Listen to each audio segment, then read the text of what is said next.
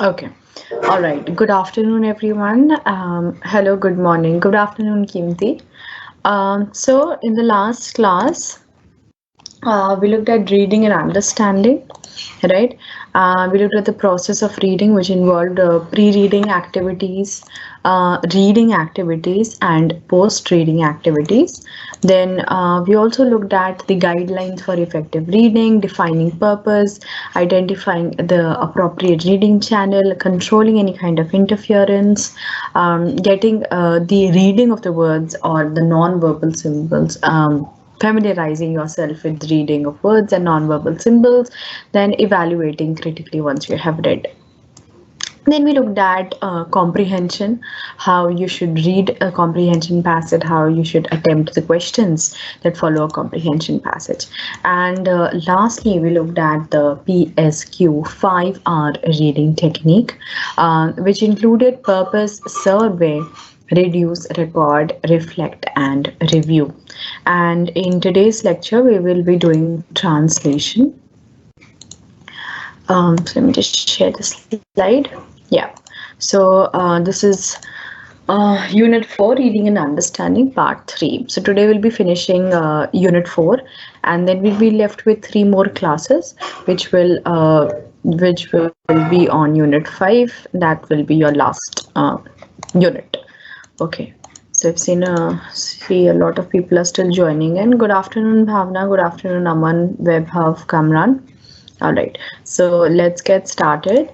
So what is translation? Here, we are giving you a basic idea of what translation is, what translation techniques are, and don't get intimidated. Like I've told you before, it's pretty.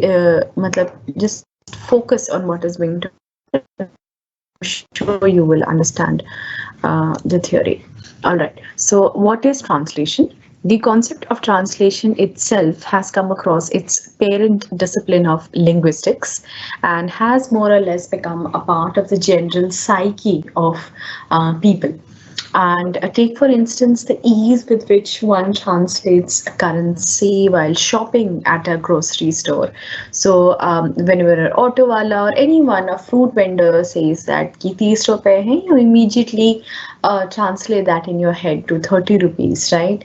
And so even as a bilingual speaker, we do a lot of these translation. We do translations in real life at many occasions, right? And what exactly is translation? Translation is primarily a process of communication in which an idea is conveyed from the language it is originally expressed in to the language which we call source language, right? And that's a term that we use in translation, source language or SL. And what is source language? Source language is a language that is comprehensible to the target audience or the intended audience, okay, and the language that it is to be translated in is called target language. All right, so here are a few terms that you need to remember: source language, target language, and target audience or the intended audience. All right, and what is translation? It is primarily a process of communication in which an idea is conveyed from the language to its source language. From source language to its target language. From the source language, for example, 20 rupiya ka hai, to its target language English, because you know English, right? Someone just tells you it's for 20 rupees. Okay, from source language to target language. Then, the significance of translation lies in the different languages being used by the two parties, the sender and the receiver. Like any other communication process, right? Whenever we are looking at a communication process, there will always be a sender and a receiver. Translation, therefore, becomes an exceedingly complex activity because no two languages share the same structures of grammar, composition, and so on.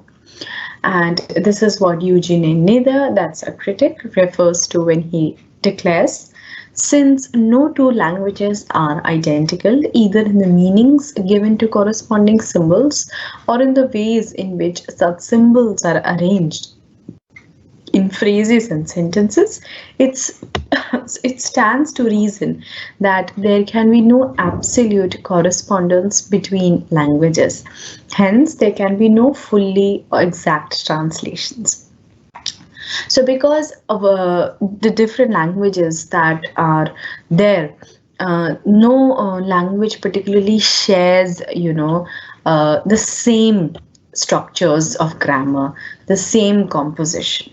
So whenever a translation is being done, whenever you're translating something from its source language to the target language, there are a variety of differences. There are many things that are to be kept in mind, right? We often try to make it quite similar to the source language, but we cannot do so. Even for example, like Hindi to English when you do, or from English to Hindi, right? So structures of both the language are extremely different,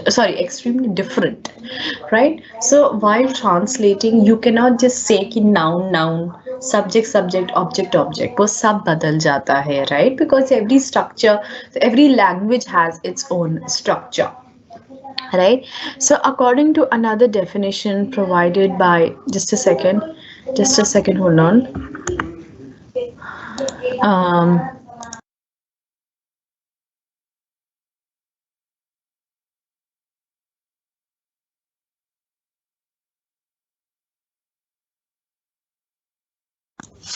Yes. So just a second. Where was I? Yeah. So the significance of So according to another definition provided by noted linguist and critic J.C. Catford, translation is the replacement of textual material in one language, that is the source language, by equivalent textual material in another language. All right. So this is the two definitions that are provided by various to the two linguists that I'm referring to. That's Eugene A. Nida and J.C. Catford. And one is talking about that because there are vast differences in two languages, in all of the languages that are there, you cannot really translate word to word, from the source text to the target text. There are going to be differences. There are going to be a change in meanings, right? And what Catford is saying, Catford is basically giving you an idea that replacement of the textual material in one language by equivalent textual material in another language is basically what is called translation. All right, now let's look at what is source language, target language, source text, and target text. So translation is an activity in which at least two languages are involved as a translator, right? Usually translates from one language to another. The language in which the text exists in the original is called the source language, and the language to which the text is to be translated is called a target language. For example, when I say, you're buying things from me and I say कि ये 10 रुपया का है, ये 10 रुपए का है, ये 10 रुपए का है, and now you have to explain to a friend of yours who does not speak Hindi and who's not familiar with this language. So my sentence is the source language. And what's the source language? It's Hindi. The source text is ye 10 rupiye ka hai, right? And then you have to, because he or she understands English, you will target it, you will translate it into target text or target language, which is English. Okay, and then you will say this is for 10 rupees. Okay, so you understand what I'm saying, right? So source language and the language to which the text is translated is called target language. And similarly, the text from which the translation is done is known as the source text, and it is translated to as target text, right? So if we often read as readers, we often read books that are that are translated from Hindi, that are translated from other foreign languages, Spanish, Italian, right? So what is the source text? The source text is written perhaps in Hindi, in Marathi, in Bengali, and then we are reading it in the target text, which is English or Hindi, which we all understand, right? Then defining the process of translation. What is the process of translation? The first thing that we'll be looking at is equivalence. According to Roman Jacobson, interlingual translation involves substituting messages in one language, not for separate code units, but for entire messages in some other language. Now, the word that is used over here is substitution. It is not replacement, or, it's not like exact. The meaning is that's transfer from one word to another. No, when we say something like anything, ye gulab hai, and we say this is a rose, right?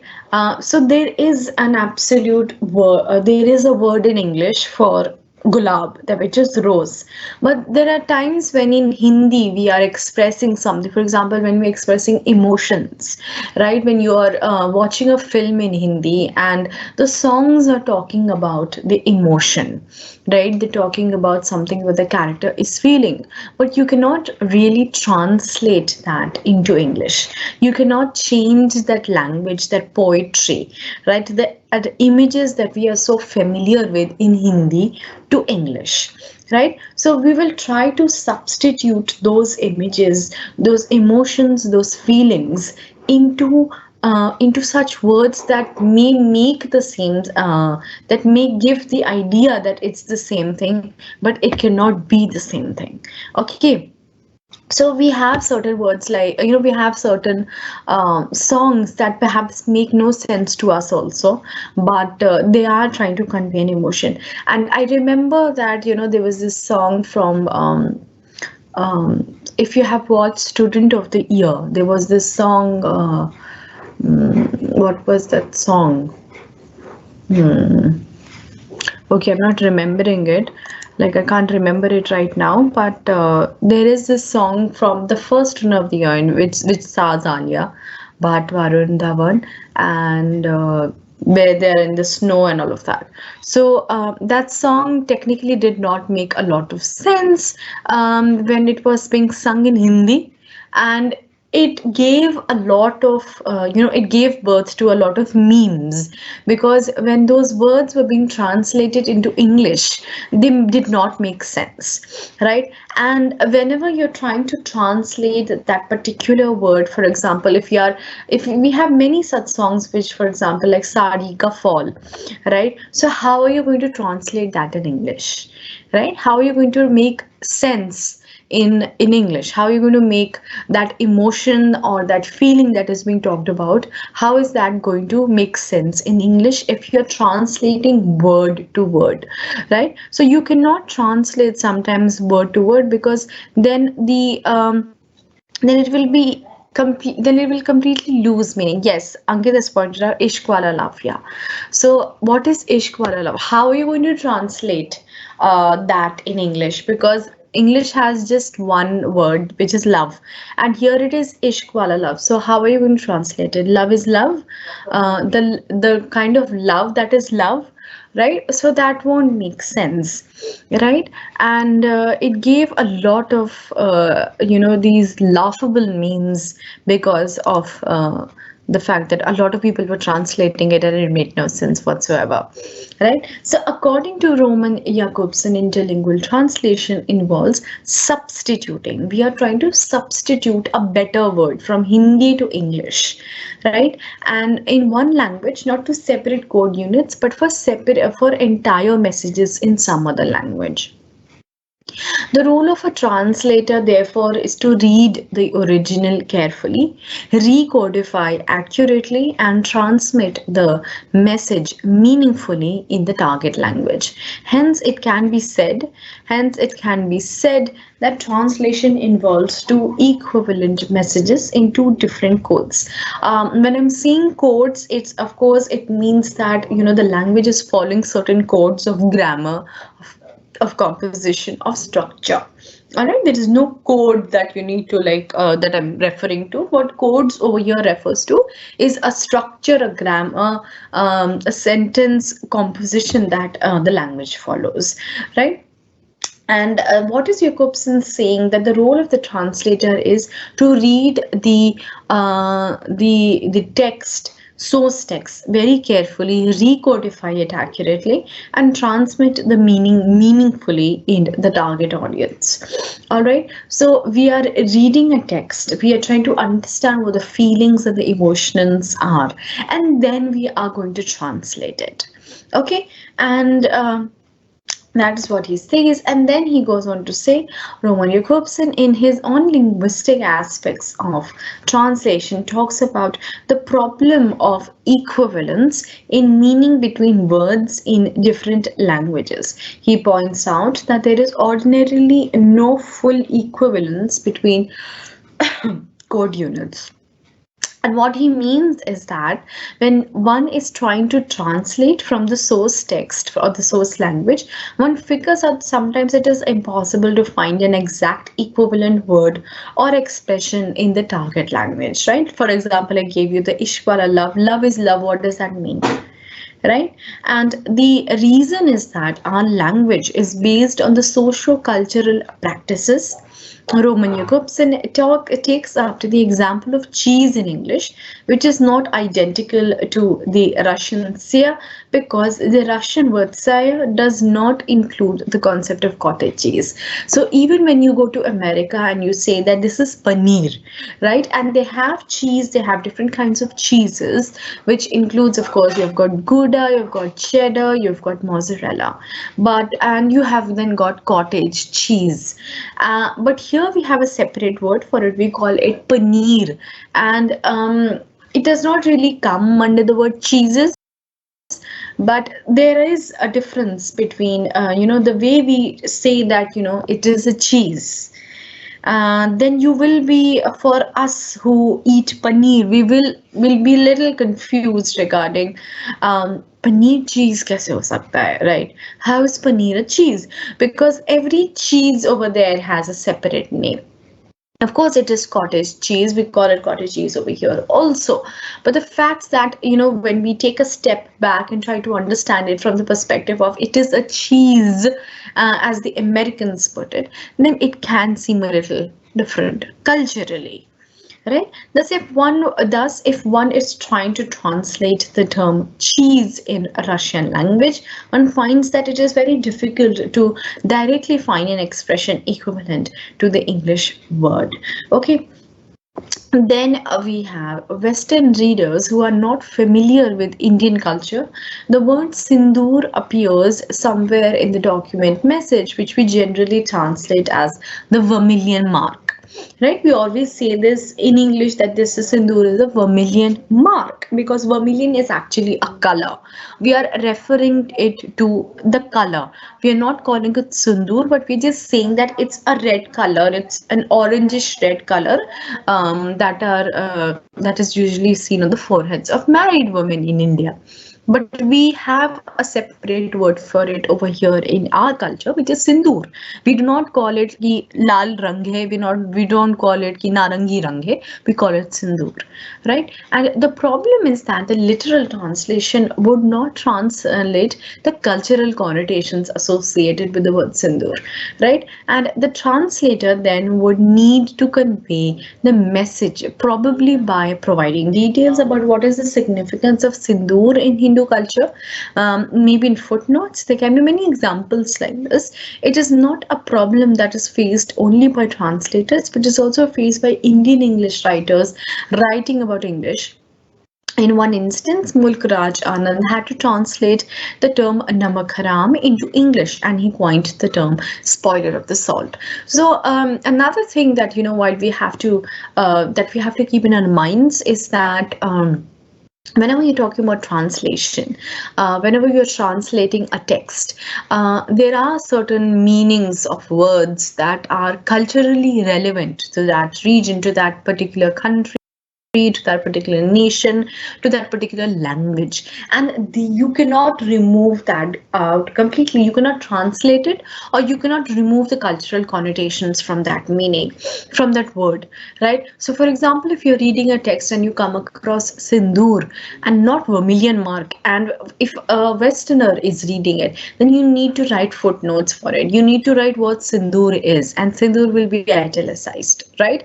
And again, another example is, of course, when we are reading regional languages. For example, if you are reading a text, for example, Devdas was written in Bengali, and now you're reading it in Hindi, or when you're reading it in English. So a lot of words that are very that are very significant part of the Bengali culture, they cannot be translated, right? And when we are reading it, we will read something that is similar to it, but not exactly what the word means, right? For example, over here, the example that is given is namak haram.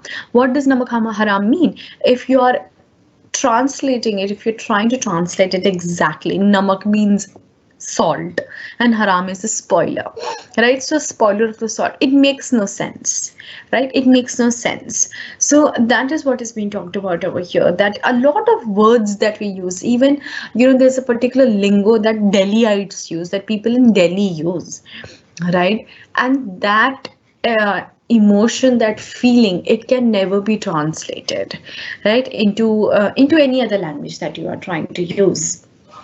Right. Then let us take an example with the English word subway has to be translated into Hindi. In our city life, we are all accustomed to subways. But if someone says Bhumighat Pedal Par Path, it will take some time for us to decipher what the person is saying, whereas the literal translation of subways, Bhumighat Pedal Par Path. Right, and thus translation is a tricky affair, as it is very difficult to find the right equivalent in target language, right? So a very good example, even if we start using proper Shuddh Hindi words for maybe our mobile phones, for our televisions, for our computers, if those words are used in Hindi translations of English novels or English texts, then the reader who is reading them will not be familiar with these terms at all, and it won't make any sense, right? So for example, this Bhumighat Pedal Par Path, we have used subway so many times, but we really don't know that it was called this Bhumighat Pedal Par Path, right? And there are some other words as well that we are unsure about. We don't know what those words are, but because we are so used to using words like subway, metro, television, mobile phone, that they have found their way into a language, into a daily language, right? And thus, if the translation has to be accurate or equivalent to the source message, then it is not necessary, sorry, just a second, that the code units that one translates into will be always similar and accurate. One cannot always translate word to word. What assumes more significance is to translate the sense of source message in the translated message. For example, if one is translating Shakespeare's famous sonnet, "Shall I compare thee to a summer's day?" into Hindi, the problem that this translator would obviously face is to translate the phrase "summer day." And of course, this is, for example, I've given you the example of Ishq Wala Love, that what is Ishq Wala Love? Love is love, right? And you cannot really translate it. You cannot translate the emotion that is being talked about in this particular song. And here too, you have been given the example of "Shall I compare thee to a summer's day?" That is a sonnet that is written by Shakespeare in English. And here again, the emotion is that of a summer's day. And if you're looking at it from the perspective of Shakespeare, who was living in London, then having a beautiful summer day, it represents a kind of a warmth. It represents a kind of a change. It represents a kind of a life, a spirit, and that is how his beloved was. But here when we are saying ki shall I compare thee to a summer's day, it will make no sense when we say that tum ek garmi ke summer is what, गर्मी के दिन, गर्मी के दिन जैसी हो. So that won't make any sense, right? That won't make sense, because over here when we are saying it's a summer's day, then garmi has not good connotations. It means that you're all sweaty and it's really hot here in Delhi. And so a lot of these things come to mind when we are translating. Culturally, when we are translating, we have to keep in mind culture. We have to keep in mind how certain words and certain feelings and emotions are to be translated.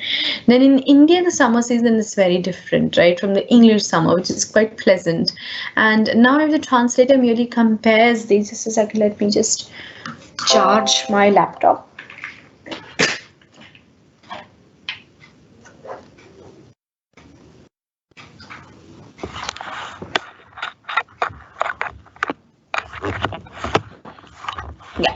So in India, the summer season is very different from the English summer, which is quite pleasant. And now the translator merely compares the beloved with summer. Then the meaning of the pleasant presence, which would be lost in translation, right? Therefore, Jacobson significantly sees that language differ essentially in what they must convey and not in what they may convey, right? So what is he saying? Language differs essentially in what they must convey and not in what they may convey, right? So if one has to translate the phrase a summer's day, then instead of a literal translation of summer, he needs to translate the sense, the emotion, right? What is being talked about. Right, so this was the idea of equivalence, and now we are moving to Eugene Nida's translation theory, which is based on the theoretical linguistic developments of 1960s. And Eugene Nida started with the premise that a word does not have a fixed meaning, but acquires meaning through its context. In the culture and setting that one uses the word, the meaning is attributed to the word from that context and culture. Therefore, Nida's model of translation does not merely talk about the act of translation, but mentions a three-stage system of translation. The first is, of course, analyzing the text, and then is transferring, and the last is restructuring. And what is analysis? Just a second.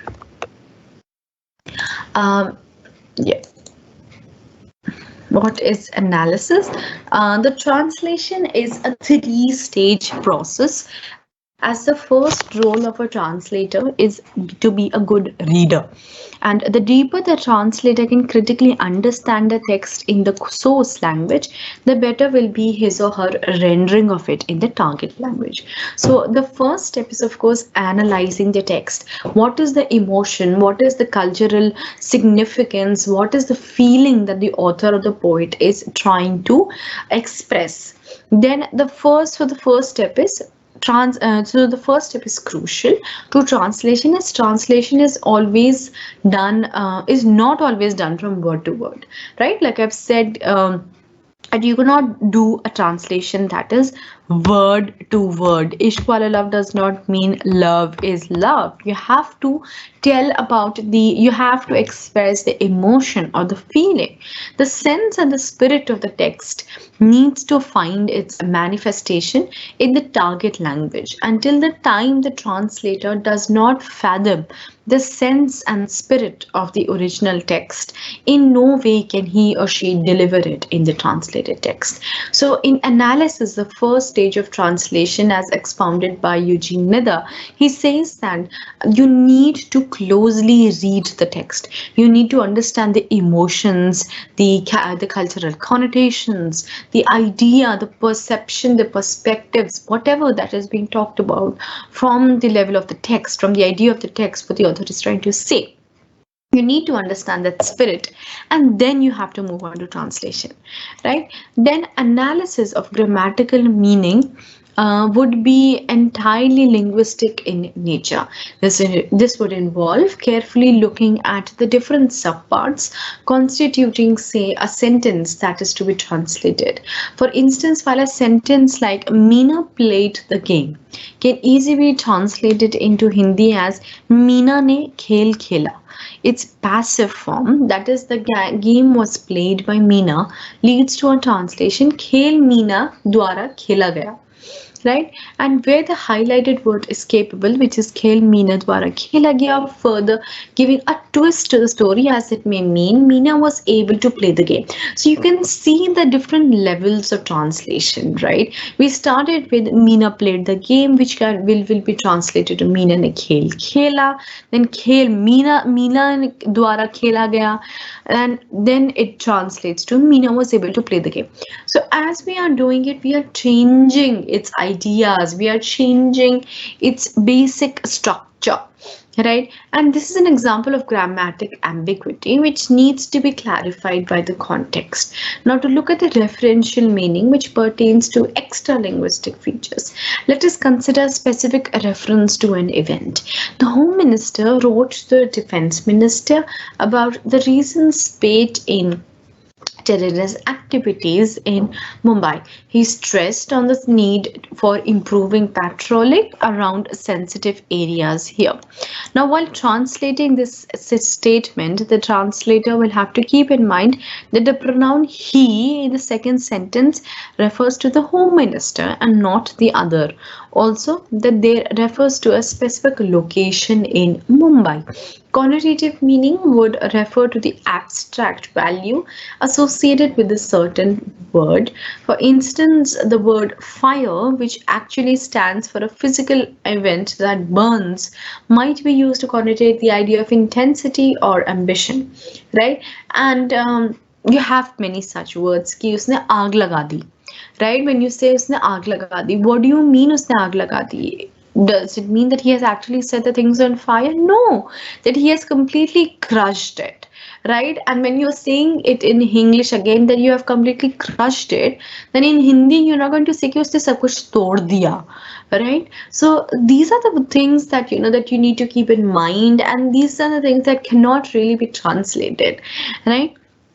And similarly over here you've been given the example of fire, right? कि fire also means intensity, कि उसके दिल में आग है. It's not like उसके दिल में सच में आग जल रही है. It's about कि उसके दिल में आग है कुछ करने की. He is ambitious, he has that intensity, right? So similar, the color white may connote innocence, purity, or peace depending upon its context. Finally, looking at the socio-cultural meaning, which is basically social and culturally significant attached to a certain word or meaning. For instance, the color white may be used to describe a Hindu woman's clothing, would refer to her state of marital being a widow.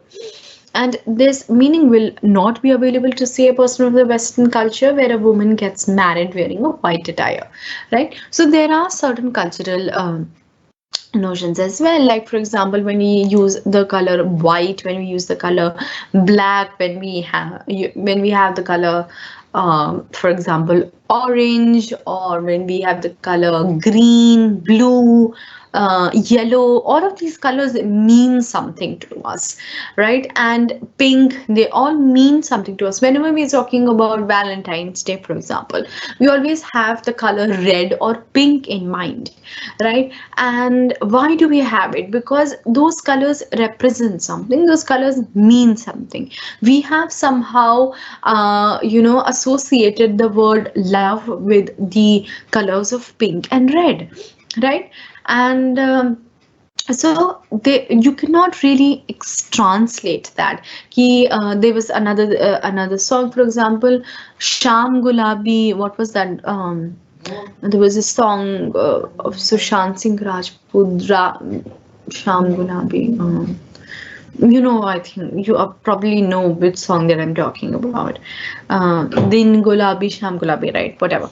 So that song again is trying to express that the two protagonists are in love, and wherever they see love, right? And the lens that you're using is of love. Therefore, everything around them is on gulabi gulabi. Gulabi ye hai, gulabi ye sheher hai, gulabi das. But it's not like they're living in a pink colored town. It's not like people around them are turning pink, right? But it's just that the feeling of their love is making them feel that everything around them is all gulabi, it's all pink. Okay, so yeah, and that's what is being referred to over here. That when you're thinking about white over in the Western culture signifies innocence, purity. Therefore, brides wear white. But here in India, if you wear white, it represents that the woman is a widow, right? And certainly, for us, even black is considered key. It's not a good color, right? So a lot of these colors have their own meaning as well. So then we move on to transfer. Okay, transfer as a translator is done with the first step. The second stage of transfer comes to being where the translator needs to find the equivalence between the language of the source text to that of the target language. In other words, after the analysis of the source text, the translator needs to transfer the meaning in the target language by finding the right equivalent and then restructure the whole text to make it appealing to the readers. If the reading of the translated text is not similarly pleasurable as the source text, then the translator has failed in his attempt at translation. So for example, if you are reading a translation or if you are watching a translation and if it makes no sense, for example, if you're watching any song and we don't know that song is a translation from Hindi to English, we don't know what Hindi is, and if you're looking at the basic word-to-word translation of these Bollywood songs, they won't make sense to us, and that therefore it is not a pleasurable experience, right? So until and unless that translation is a pleasurable experience for a person who does not know that language, then your translation is not good.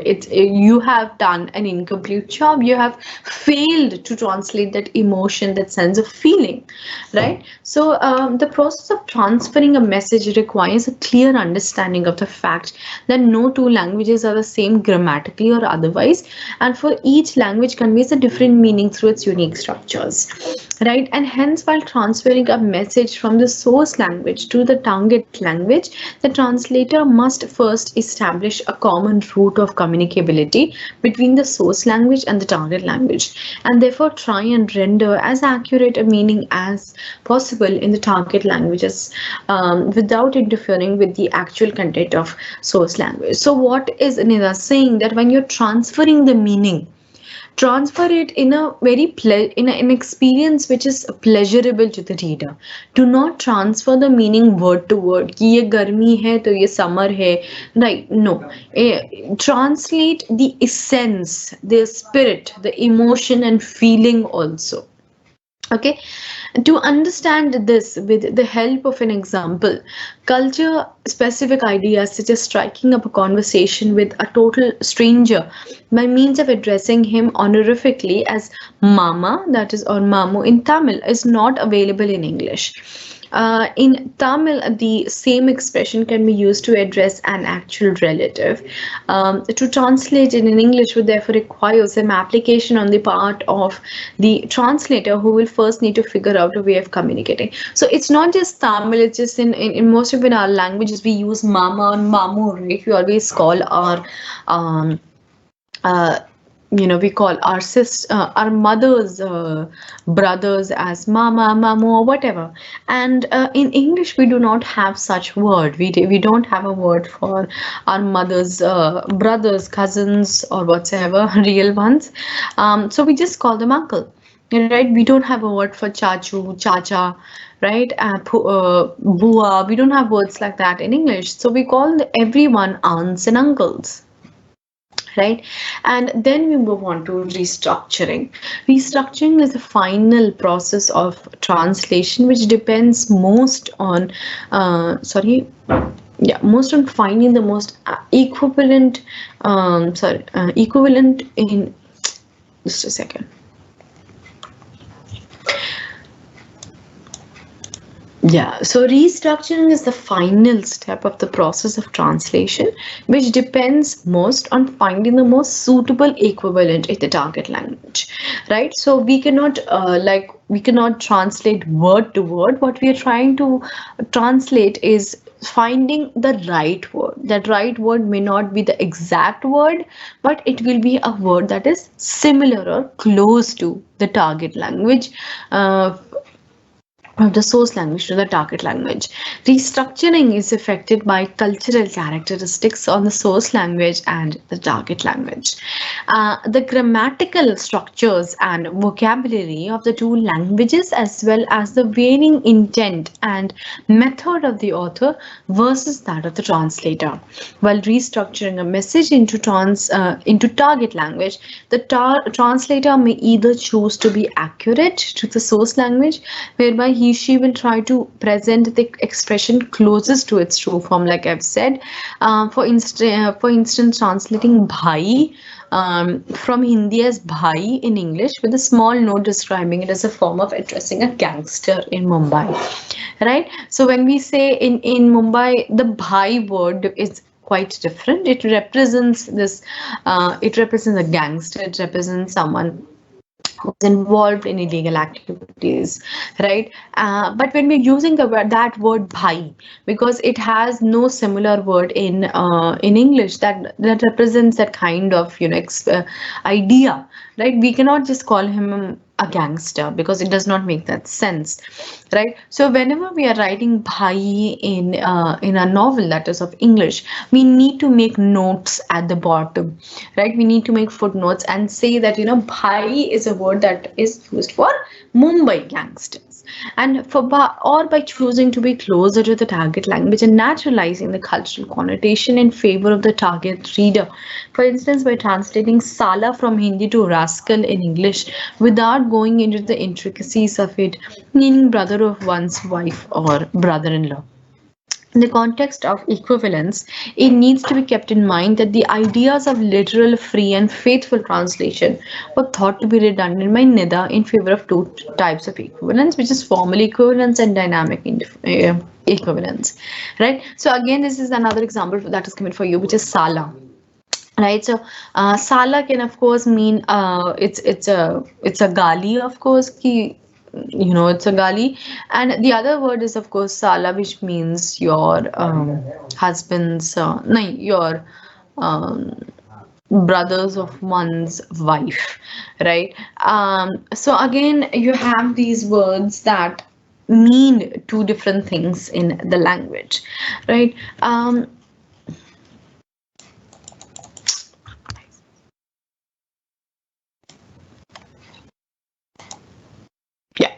So now let's move on to formal equivalence and dynamic equivalence.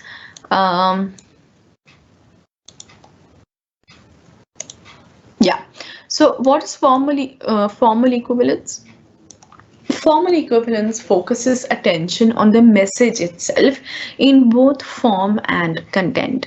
One is concerned that the message in the receptor language should match as closely as possible the different elements in the source language. Right, and while the translator is trying to find formal equivalence, what he or she is doing is to closely follow the form, content, and the structure of the source content. In some languages, these kinds of translations have their own importance. For example, in an academic environment, right, if a student of Indian literature is reading a Latin American novel written in Spanish and translated in English, and if the translator is done from the point of view of formal equivalence, then it will be better, as that will allow the students to have access to the Latin American culture and its linguistic peculiarities. Many at times the translator may have to use elaborate footnotes to make the reader aware of the cultural and linguistic practices of the Latin American culture, right? So for example, as literature students, we often read different texts, we often read translations, right?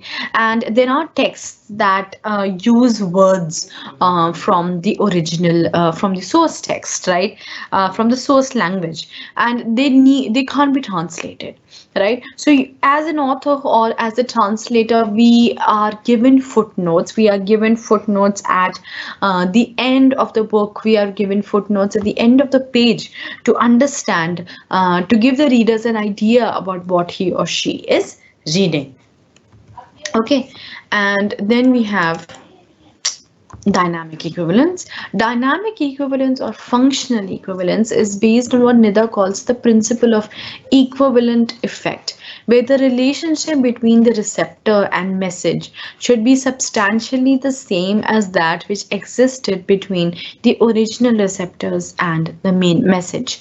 In case of dynamic equivalence, the translator focuses more on the culture and linguistic expressions of the target language and translates accordingly. In other words, the translator tries to figure out the closest natural equivalent to the source language message, right? You cannot get the exact word. So what are you going to do? You're going to find the closest word that represents the meaning, right? And therefore what the translator does is to eliminate the foreignness of the source language and culture as much as possible and bring the translated text as close to the target language, culture, and grammatically and linguistic rules as possible, so that the readers while reading the text does not feel awkward.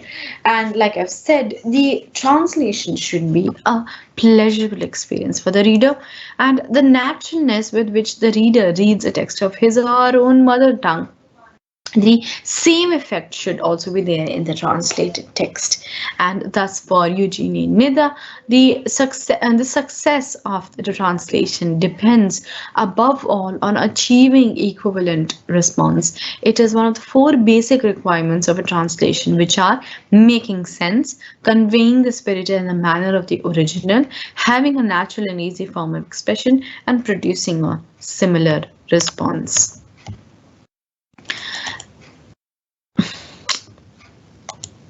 And though Nida favored dynamic equivalence over formal equivalence, but to always translate thus would be ruining that source text completely and would be creating a new text. Thus, equivalence is the cardinal issue in translation, but as Monobacca and other critics says, equivalence is influenced by a variety of linguistic and cultural factors and is therefore always relative. And Susan Bassnett in her book Translation Study sees the process of translation as potentially the process of finding the exact equivalent. As she writes, translation involves far more than replacement of lexical and grammatical items between languages. Once the translator moves away from the close linguistic equivalence, the problems of determining the exact nature of the level of equivalence aimed for begin to emerge. Okay, how is this? Yeah. Okay.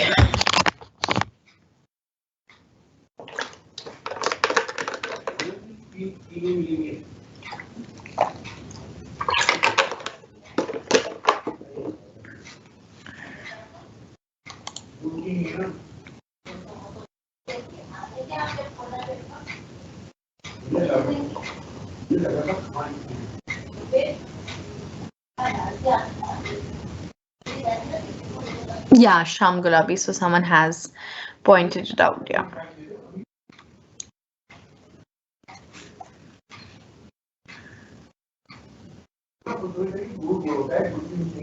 Khushi, the SOL material is there on the SOL site, and you can download the material from there. Yes, very good. Someone has pointed out an example of PK.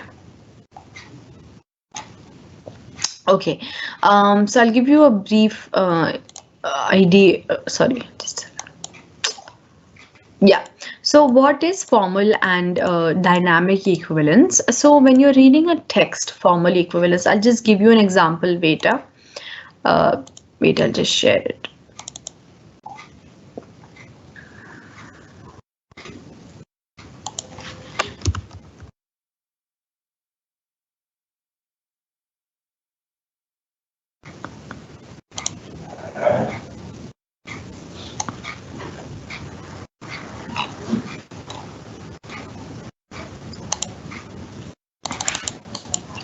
Just a second.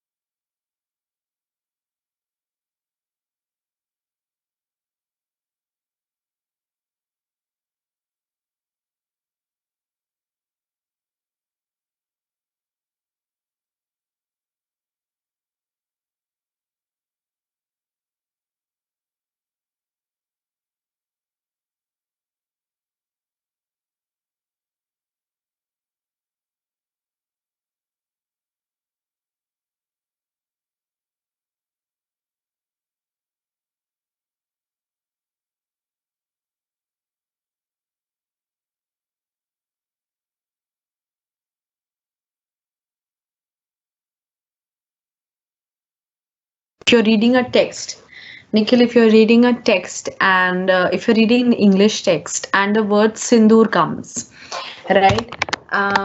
So they didn't change the word sindoor. They did not translate the word sindoor into vermilion mark, and you're reading it as sindoor. And for example, when you're reading, if you have any other words like what's that marigold called in Hindi? Henna, right? For example, if you have mehendi, the word mehendi, when you're reading an English novel with words like mehendi, henna, sindoor, so for a English reader, these words are unknown, right? They don't know that, right? So, but whenever you're using these words, there will always be footnotes explaining what henna is, what mehendi is, what sindoor is. So that is formal equivalence. But when you're doing a dynamic equivalence is something that उसका सबसे closest version जो है, उसका सबसे closest word जो है, वो ढूंढा जाएगा बताने के लिए कि idea क्या है. Right? So in dynamic equivalence, for example, this Sham hai gulabi, we will find the closest equivalent that in English. And what will that be? Ki the protagonist is in love. हम ये तो नहीं लिखेंगे because had it been formal equivalence, then it will be written that for the protagonist everything was gulabi, and then right at the end of the song we will write gulabi means that it needs to be in love, right? So in formal equivalence the gulabi word will be retained, but in dynamic equivalence we would try to explain it कि why is it gulabi for that person, right? What is this sari ka fall wala song, that sari ka fall wala song. So if you're expressing it, then you will say ki in this particular song this is what the guy is trying to say, right? So but if you're using that very same if you're using the same words, then it is formal. But if you're bringing in a sense, if you're trying to explain the sense, if you're trying to explain the spirit using different words, then that is dynamic equivalence. Okay, I hope that is clear. Of the time, synonyms of time, वक्त. You are only giving me the synonyms. Right. Even, for example, even when you're saying वक्त वक्त वक्त बहुत जल्दी चलता है, or you know, we always try to bring in these लौटता है and all of that, right? So we can't do a formal equivalence of that, right? We cannot say that, you know, the time is running or with the time is working in Hindi. Yes, we do have other words in English, or we'll try to find words or phrases in English that, you know, represent that kind of an idea that the time is just running away, right? We have other words in English. I do remember that we do, but yeah, so we need to find those and then talk about it.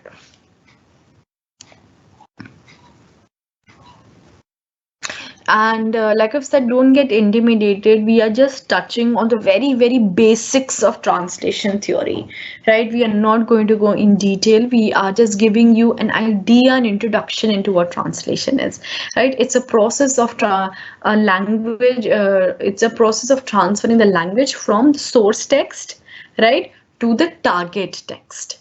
ठीक है, source text to the target text, from the source language to the target language.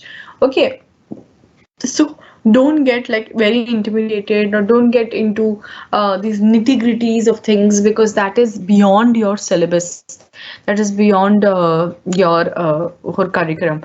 So just have a look at the syllabus, see what it is expected out of you, and don't get like very nervous when you're looking at so many terms and then you're like, what does this mean or what does that mean?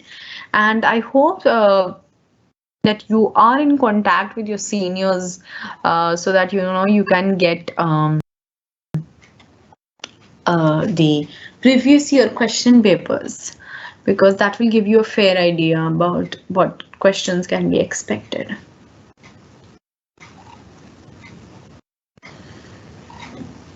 Yeah. Okay, so in today's lecture, what we looked at was, of course, translation, and we looked at the definition of translation. Translation is primarily a process of communication in which an idea is conveyed from the language it is originally expressed in, which is called the source language, into a language comprehensible to the intended audience or the target audience, which is called the target language. And then we looked at what does source language, target language, source text, and target text means.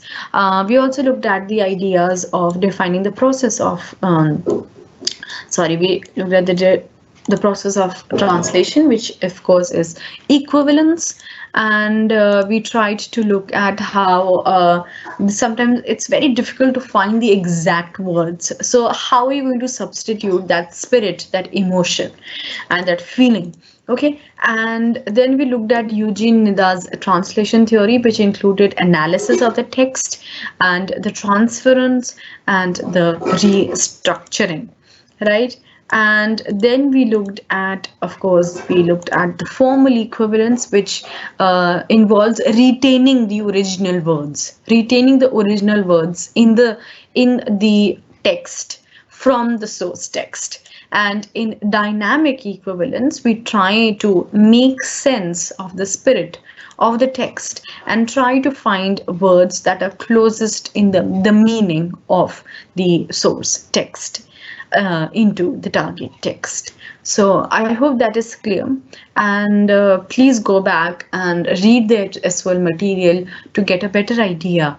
Okay, and talk to your seniors, try to contact them, and try to find the previous year's question papers so that you have a better idea about what to expect. All right, and any other questions?